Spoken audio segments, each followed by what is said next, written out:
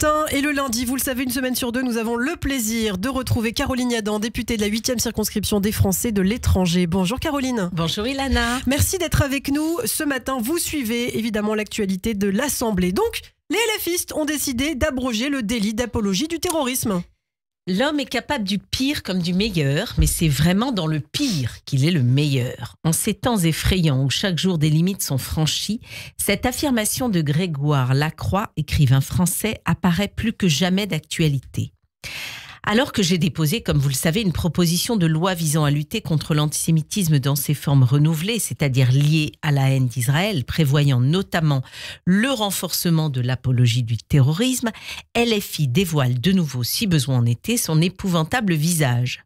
Celui d'un parti hystérique, compromis avec l'islamisme, qui s'inscrit dans une stratégie de déstabilisation de nos démocraties et de nos valeurs fondamentales. Car ne nous y trompons pas, Ilana.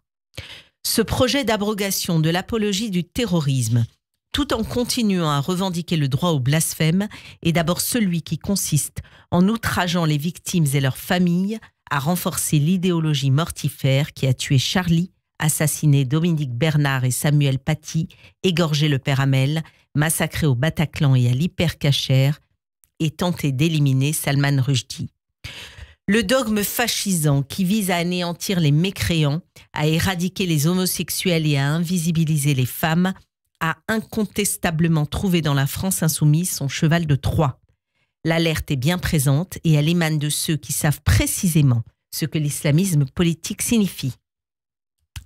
Kamel Daoud, Mohamed Sifawi, Hassen Chalgoumi, Fadila Maroufi ou encore Boualem Sansal, dont il faut continuer à réclamer la libération, nous disent ceci. Le danger islamiste que nous avons personnellement connu et qui cultive la terreur et la mort menace notre humanité, ce que nous sommes et ce que nous deviendrons si notre combat n'est pas à la hauteur. Avec la complicité de la France insoumise.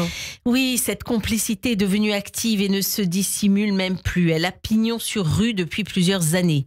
De la marche avec le CCIF aux côtés d'islamistes notoires se signalant au cri de Allahu Akbar devant le Bataclan, à la défense de l'imam Iqiyoussen, expulsé pour avoir commis des actes répétés de provocation explicite et délibérée à la haine ou à la violence envers les juifs, les femmes et les non-musulmans.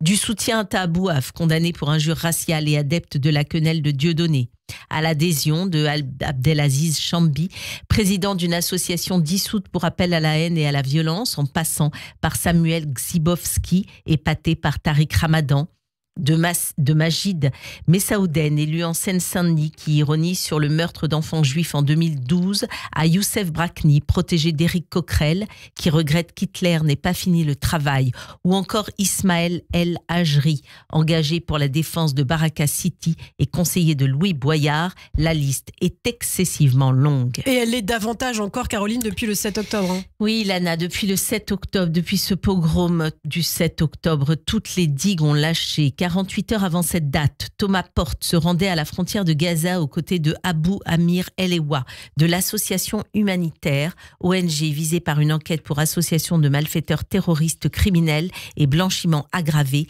et qui finance le Hamas. Rima Hassan, égérie de Al Jazeera, financée par le Qatar et des chaînes islamistes comme Quds, participait quant à elle à Amman en mars 2024 à une manifestation en hommage à Ismaël Haniyeh, ancien chef du Hamas, présenté comme un véritable héros.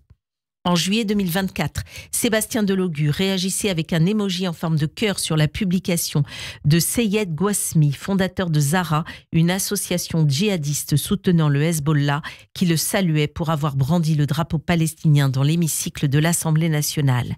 Les députés insoumis déroulent le tapis rouge à Mariam Aboudaka ou Salah Hamouri, membre du FPLP, organisation reconnue comme terroriste par l'Union européenne.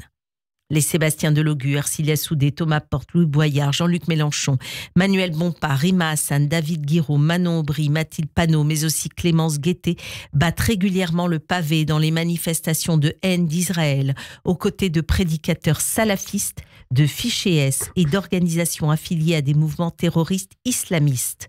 Ils soutiennent en chœur le chef du Hezbollah, appelle à l'intifada dans les rues de Paris, à la destruction de l'État hébreu ou porte au nu le déluge El-Aqsa du nom des massacres du 7 octobre, comme le démontre parfaitement l'excellente enquête dans le Figaro de Oumar Souleyman, journaliste syrien. Pour vous, l'extrême gauche a donc choisi son camp? Oui, le camp de la charia, du fanatisme, de la déshumanisation des Juifs et de la terreur. Reste à savoir, 1. Jusqu'à quand la gauche va continuer de pactiser avec le pire? 2. La gauche radicale, défendue avec rage par Dominique de Villepin, reçoit-elle des financements occultes de puissances étrangères comme l'Iran ou le Qatar, qui comparent ces petites frappes à des résistants? En d'autres termes, ces élus sont-ils des traîtres à la nation? Ces questions sont posées. En attendant, la France est à la croisée des chemins. Les postures symboliques sont inutiles.